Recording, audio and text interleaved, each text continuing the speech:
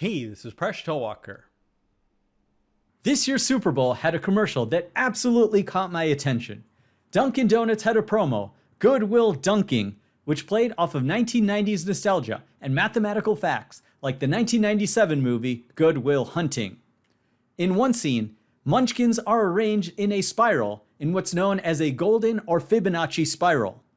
In another scene, Ben Affleck's character is scribbling mathematical equations on glass. I truly give Dunkin Donuts credit. Whoever did the mathematical research on this video shared something that's kind of an esoteric formula. I think less than 1% of viewers would have realized that this is what's known as Benier's formula.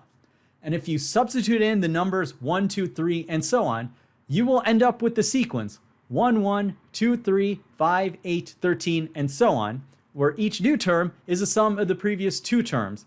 And this is what's known as the Fibonacci sequence. By the way, both terms are both misnamers.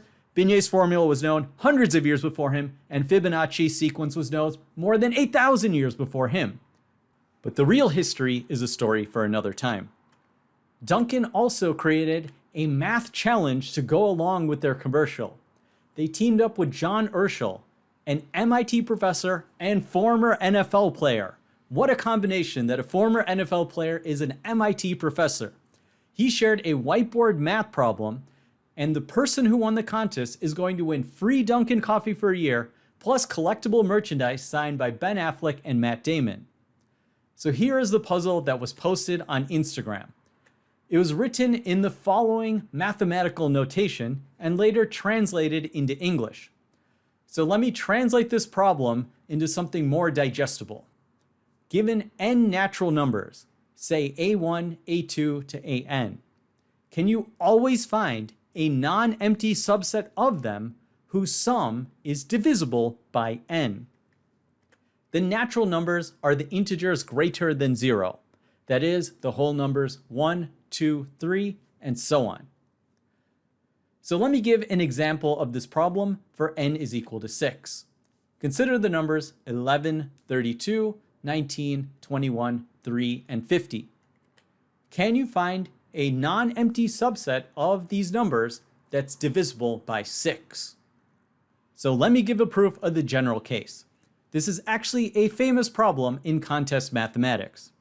Define S1 to be equal to A1, S2 to be A1 plus A2, and so on, where Sk is the sum going from A1 to Ak, and finally Sn will be the sum of all n numbers.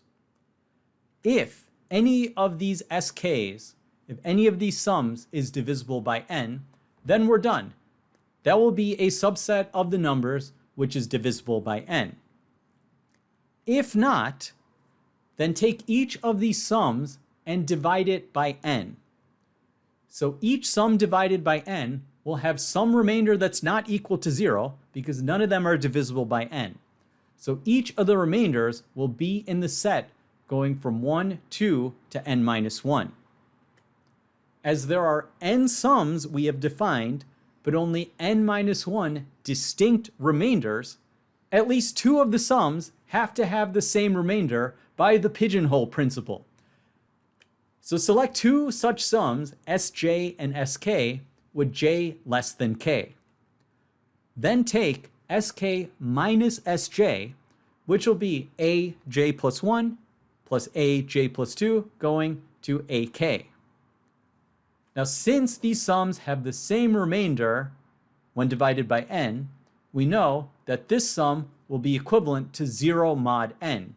In other words, this sum is going to be divisible by n, and we have a subset of these numbers going from aj plus 1 to ak, which is divisible by n.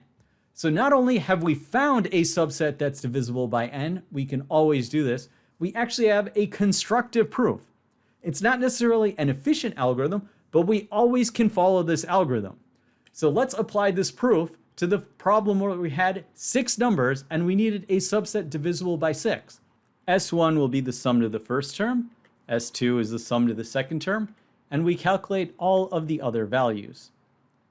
Now notice none of these sums is a multiple of 6. None is divisible by 6. So we will then divide each of these sums by 6 and consider the remainder. We will write this in modulo notation. So these are the remainders when each of the sums are divided by 6. Now, S1 is exactly equal to S4 modulo 6. So we can take S4 minus S1. This will be 32 plus 19 plus 21, which equals 72. And of course, 72 is divisible by 6. So we have found a subset of numbers, 32, 19, and 21, whose sum is divisible by 6. What an amazing problem, and thank you Dunkin Donuts for featuring mathematics in your Super Bowl commercial and promotions. Thanks for making us one of the best communities on YouTube. See you next episode of Mind Your Decisions, where we solve the world's problems, one video at a time.